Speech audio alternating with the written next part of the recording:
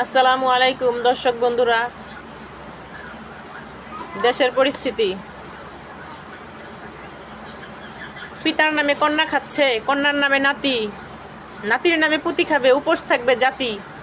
বাবার পেশা ছেলে পাবে, ছেলের পরে নাতি, চাষার ছেলে চাষাই রবে, কুঠাই গড়া জাতি। কুঠা প্রথা নিপাত যাক, মেধাবীরা মুক্তি পাক। আমরা মুক্তি চাই, আমাদের প্রাপ্য অধিকার চাই।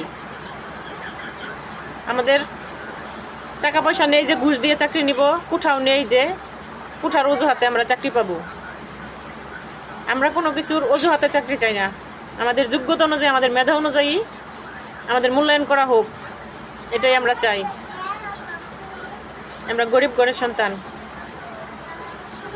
আর আমার চ্যানেলে আমি বিনোদনের পাশাপাশি আমার কষ্টের, আমার জীবন কাহিনীও আপনাদের সঙ্গে শেয়ার করতে চাই।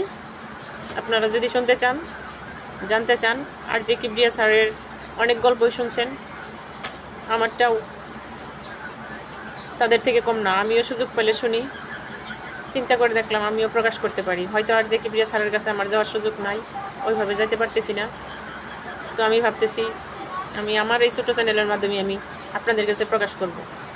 যদি আমার জীবন কাহিনী শুনতে চান, আপনারা আমার চ্যানেলটি সাবস্ক্রাইব করে পাশে থাকেন, লাইক কমেন্টস বেশি বেশি শেয়ার করেন। ধন্যবাদ।